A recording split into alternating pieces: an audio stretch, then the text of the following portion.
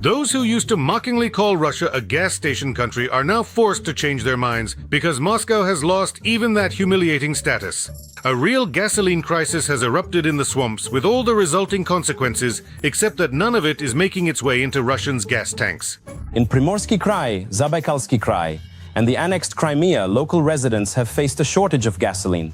There are long lines at gas stations, fuel prices on the exchange are hitting historic highs, and the authorities are imposing an export ban. In Mordor, there is a total fuel shortage. At gas stations, there are kilometer-long lines that are impossible to endure because the gasoline left in cars isn't enough to make it to the end.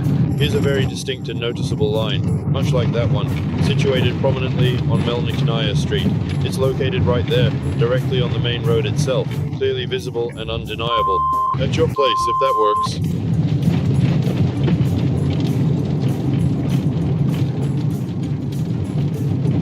I don't even have enough gas to wait it out.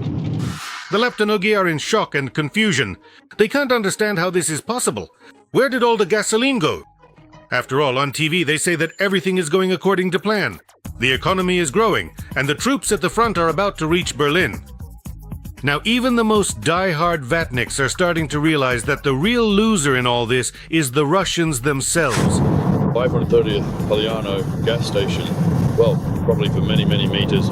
Well, very soon it'll be almost a full kilometer, I guess. All these numerous people are patiently waiting in a very long line for gasoline. And apparently there's no gasoline. Not at all. Oh, what's going on? This is insane. This is insane. Yeah, there's no gasoline. The old gasoline at the station ran out and the tanker just arrived. That's how we live. On the roads of this unfinished country, endless lines of trucks are forming, and as we know, they can't run without diesel fuel.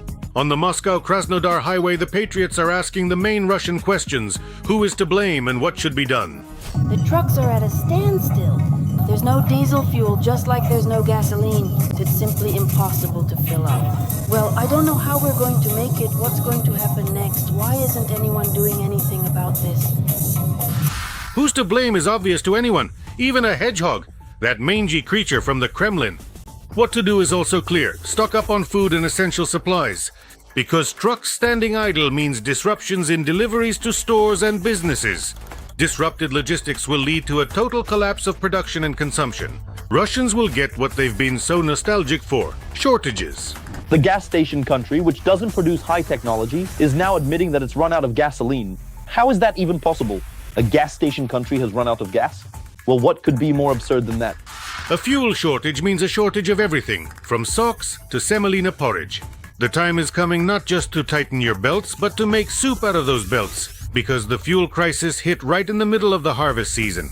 Tractors and combines have one major drawback: they run on fuel. That's unfortunate. The gas tanks are especially dry in occupied Crimea and the Far East.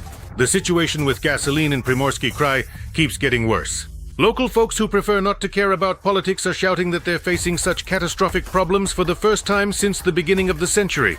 People traveling to Khabarovsk have started bringing fuel with them in canisters so they don't get stranded on the highways. Why? Just simply because... Elena Shaduya, a member of the Khabarovsk Public Chamber, confirmed that it's impossible to buy gasoline on the road to Vladivostok. There's only a little diesel fuel left. But in the best traditions of the Russian pseudo-state, the authorities blamed the people for everything. There's no gasoline not because of the war, not because of sanctions, and not because of government inaction, but because the common folk drive their cars too often.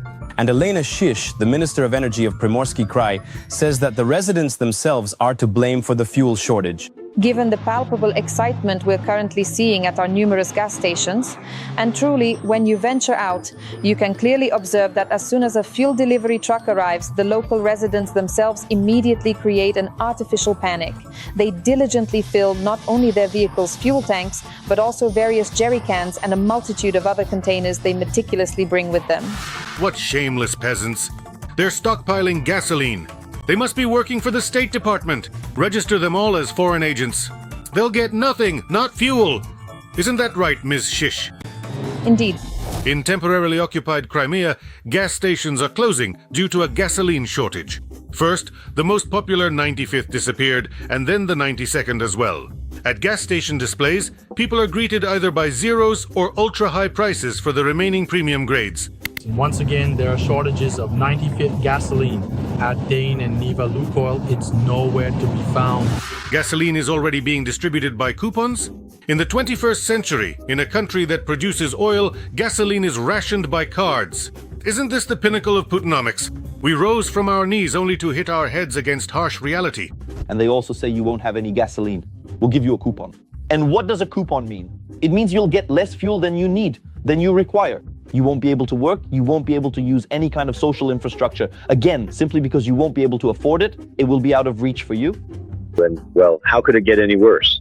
I understand that there are also subjective factors. Everyone knows about them. You see it on the internet every day. We can't even say it out loud because the laws are so strict. The Gauleiter of Crimea and collaborator Aksionov tried to make excuses. He admitted that there is a problem and said we just need to endure until the end of the special military operation. He was forced in the public sphere to clarify the situation, saying that the issue is about logistics. A significant portion of the fuel is delivered by road transport. After the end of the special military operation, a number of issues will go away, and accordingly everything will return, well, to its previous level. Is that really certain? Aksionov once wanted stones from the sky, and now he dreams of jerry cans. The occupiers have driven the peninsula into a closed loop. Gasoline is delivered to Crimea by road, but the vehicles that deliver the fuel also need fuel themselves. And compared to the Krasnodar region, we expect that our situation will level out altogether due to the entry of large vertically integrated companies. I ask both Crimeans and guests of the peninsula to understand the restrictions regarding 95-octane gasoline. You're talking complete nonsense to me. So basically, Goblin Aksionov wanted to reassure the population, but it turned out the opposite. The Gauleiter openly discredited the Russian army by casting doubt on its air defense because, according to Aksionov, the gasoline shortage is connected to certain problems at the oil refineries. There are also problems with fuel. Here, unfortunately, I have to say that the production volumes at 3 plants in southern Russia have been significantly reduced for objective reasons. Really, actually. It's hard to argue with the obvious. Ukrainian strikes on Russian oil refineries have played a huge role in the fuel crisis. In recent weeks, friendly drones have visited dozens of oil refineries and storage facilities across the European part of Muscovy. Even the refinery in Ukhta, 1,700 kilometers from the Ukrainian border, was on fire.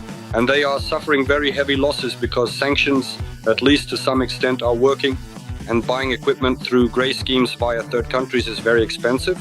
Repairs take a long time, and all of this brings very large profits. That's why strikes on oil refineries, for example, are the best way to kick the stool out from under Putin and destabilize his elites. In August of 2025, the refineries in Novokubishevsk and Ryazan were completely shut down, with the Saratov oil refinery and that very Ukhta refinery also brought to a halt. Enormous damage was inflicted on enterprises in the Krasnodar region. The orcs vacationing in Sochi could enjoy nights that were anything but dark. Drone debris hit a tank containing petroleum products. As a result, the storage tank caught fire. This was reported by the region's governor, Veniamin Kondratyev. And here we can see what it looks like.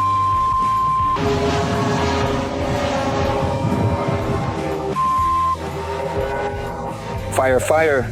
They really, truly, and completely got it. You see, it's quite clear. As a result of the strikes, Russia lost about 10% of its oil refining capacity. Central Russia and the Volga region were hit especially hard, where the affected plants supplied up to half of the demand for gasoline and diesel. As a result, there is a severe shortage and a rapid rise in fuel prices. Gasoline prices in Sevastopol are hitting historic highs. People in Abkhazia are also complaining about rising prices for Russian fuel.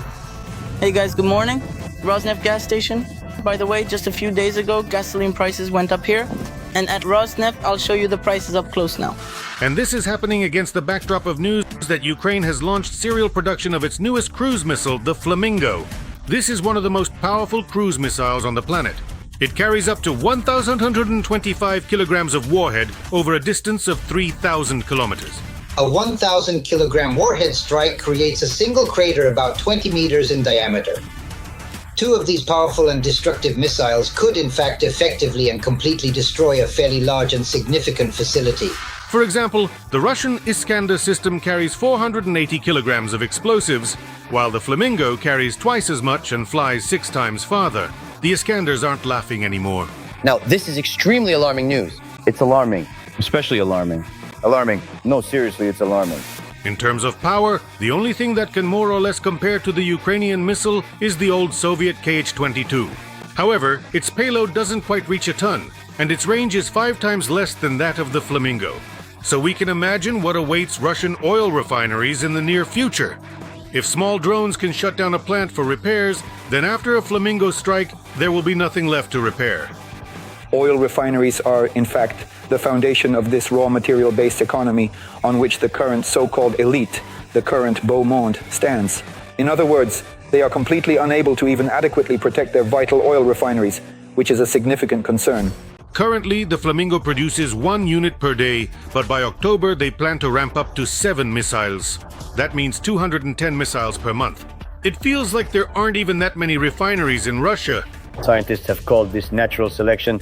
The fuel crisis in the swamps is just the beginning of a major upheaval. At this alarming rate, Russia will inevitably turn into the desolate wastelands reminiscent of Mad Max, where desperate people will literally die for a mere drop of gasoline and a single precious piece of bread.